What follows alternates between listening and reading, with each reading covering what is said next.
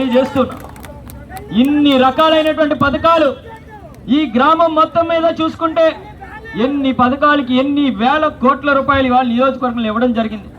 కేవలం మన ముత్యాలంపాలెం గ్రామం ఒక్కటే చూసుకుంటే సుమారుగా 14 కోట్ల రూపాయల్ని సంక్షేమ కార్యక్రమాల ద్వారా మీ అందరూ కూడా అందించాం. అమ్మఒడి కానివచ్చు, చేయూత కానివచ్చు, డ్వాక్రా రుణమాఫీ కానివచ్చు, సున్నా వడ్డీ కానివచ్చు, రైతు భరోసా కానివచ్చు, పెన్షన్ ఇంటికి తెచ్చిచ్చేటువంటి కార్యక్రమం కానివచ్చు, రేషన్ ఇంటి దగ్గరికి తెచ్చిచ్చేటువంటి కార్యక్రమం కానివచ్చు, విద్యా దీవెన అవ్వచ్చు, వసతి దీవెన అవ్వచ్చు, ఎన్ని రకాలైనటువంటి కార్యక్రమాలు. మరి ముఖ్యంగా ఇక్కడే ఒక అద్భుతమైనటువంటి సచివాలయాన్ని కూడా మనం నిర్మించుకున్నాం. మత్స్యకార భరోసా మీరు చూసుకుంటే గతంలో 4,000 రూపాయలు ఉంటే సెలవు దినాల్లో మత్స్యకార భరోసా 4,000 రూపాయలు ఇచ్చేవారు.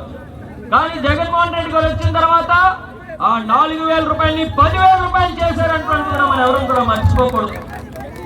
అదే కాకుండా మరి 50 సంవత్సరాలు దాటినటువంటి మత్స్యకారులందరికీ కూడా మరి 3,000 రూపాయల పెన్షన్ మీ ఇంటి దగ్గరికే తెచ్చిచ్చేటువంటి కార్యక్రమం కూడా మనం చూస్తున్నాం. మరి ఇన్ని కార్యక్రమాలు జగన్మోహన్ రెడ్డి గారు చేస్తున్నారు.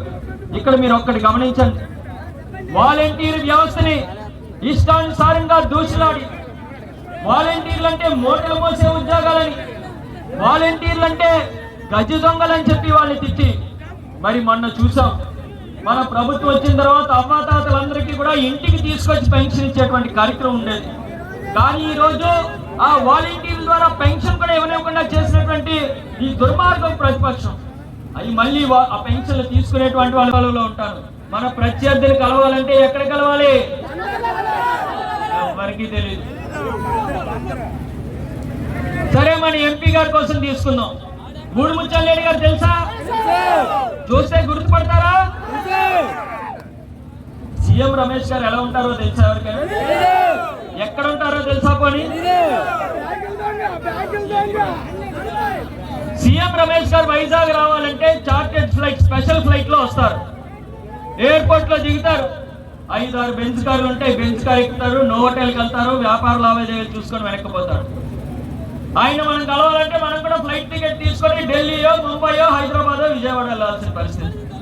కానీ అదే గూడుముత్యాలరెడ్డి గారిని కలవాలంటే కారు వెళ్తే చాలు, ఉదయం 6 గంటలకి లుంగి కట్టుకొని మడిలో తువ్వాలు వేసుకొని ఎదురుగా కూర్చొని ఉంటాడు ఆయన. అటువంటి నాయకుడు మనకు కావాలి. ఈరోజు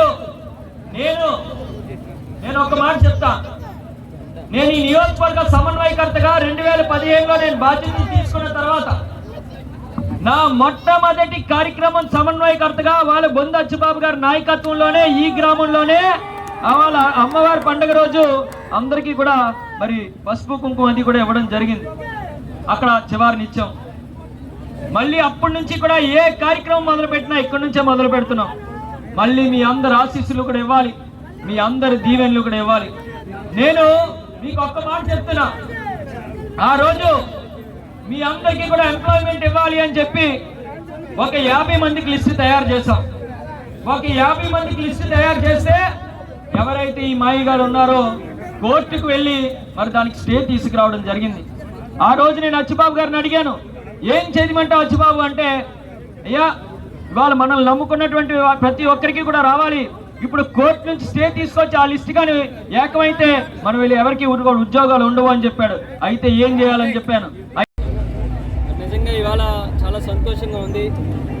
గౌరవ ముఖ్యమంత్రి వర్యులు జగన్మోహన్ రెడ్డి గారి ఆశీస్సులతో మరి రెండోసారి ఈ పెందుర్తి నియోజకవర్గం నుంచి వైఎస్ఆర్ కాంగ్రెస్ పార్టీ తరఫున ఎమ్మెల్యేగా పోటీ చేస్తున్నందుకు చాలా సంతోషంగా ఉంది.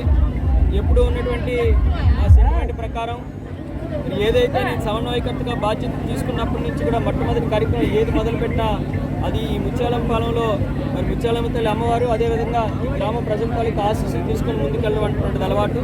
అందులో భాగంగా మరి ఏదైతే ప్రచారానికి సంబంధించి కూడా ఈరోజు మొట్టమొదటిగా పరవాడు మండలం మరి ముత్యాలంపాలెం గ్రామం నుంచే మరి ప్రచార కార్యక్రమం కూడా మొదలుపెట్టాం. మీరు చూశారు ఎంత పెద్ద ఎత్తున ఈ గ్రామ ప్రజలందరూ కూడా తరలి వచ్చి వాళ్ళందరూ కూడా హారతులతో, పూలతో ఆహ్వానించి ఆశీర్వదించి వాళ్ళు ప్రతి ఒక్కరూ కూడా మరి కుంకుమ కూడా నా నిధికి దిద్ది మళ్ళీ గెలిచేటువంటిది మనమే, మళ్ళీ జగన్మోహన్ రెడ్డి గారు ముఖ్యమంత్రి అవుతారని చెప్పి వాళ్ళందరూ కూడా ఎంతో ధైర్యాన్ని కల్పించారు.